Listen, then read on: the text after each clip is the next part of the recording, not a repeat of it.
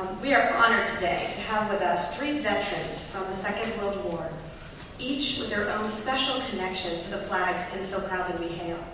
Their personal stories will remind us of the duty, honor, and sacrifice of a generation.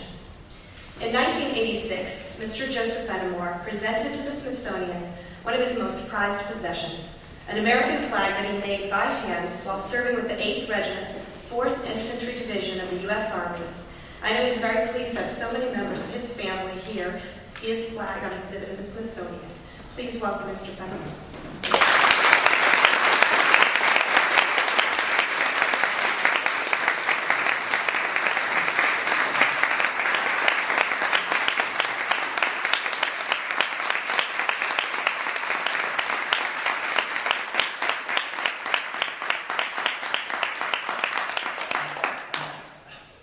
Thank you very much.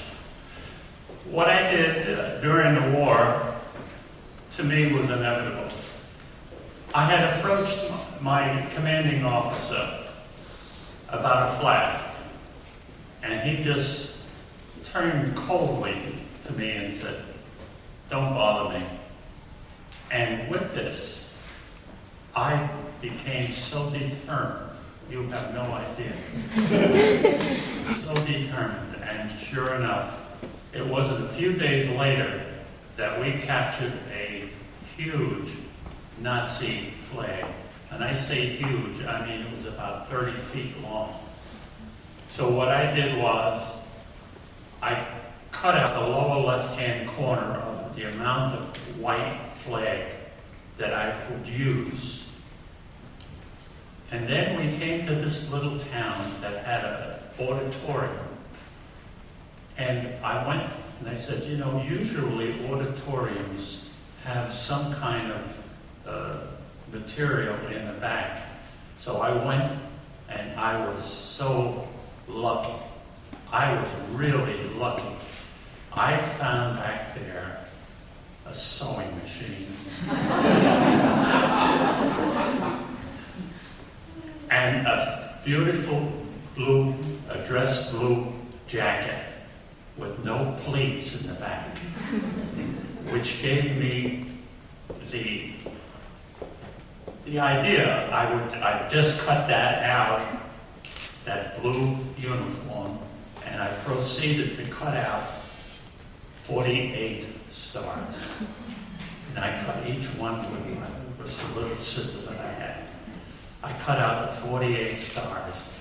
And then, to my amazement, just around, I think it was even on the floor, that there was the red binding. And I figured, gee, with that amount of red binding that's there, I can use that on my flag. And which I did. I proceeded to do that. I laid the flag out, and I put the blue uniform on that I had cut out 48 stars on it, and I put the 7 red stripes on the flag, and I said, now I've got to put this together. And I sat down at that sewing machine, never having sewn in my life. But I had the privilege of having had a mother-in-law who was a seamstress. And at home, she used to use her sewing machine. And I watched her many times because I admired her so much because she worked during the day, and at night she did some more work, and I would watch her finger the material as it goes through, you know. And I figured to myself, gee, no, that's pretty neat, that's pretty neat. Never realizing that one day I was going to have that same privilege of sitting down at a sewing machine and sewing material together.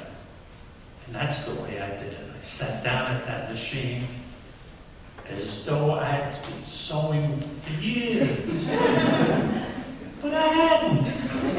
It was only what I had seen that made me feel that I could do it. And I did it. I proceeded and I sewed the whole American flag together. As you can see outside, I sewed it together and put the stripes on and all, and it's all regular. It's 7 reds and 6 white. And it was one of the happiest days of my life when I showed them, my buddies, the flag. They were thrilled. And on the day that the war was over in Wolfratshausen, we went out on one of the little knolls in the back, and we took the pictures of the fellows all wanted to hold the flag. They all wanted to have a touch.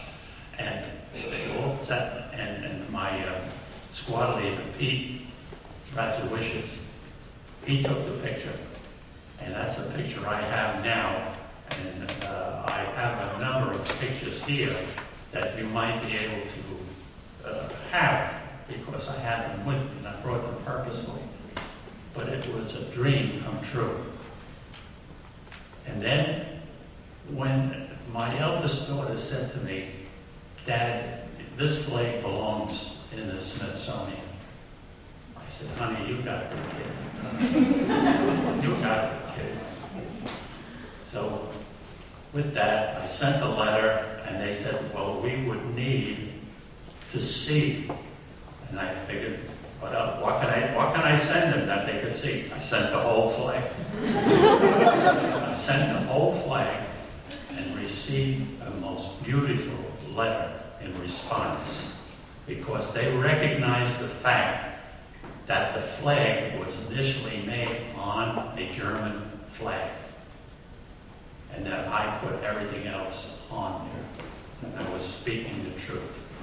And that's how it happened, and that's why this wonderful place has my flag here. I thank you very much.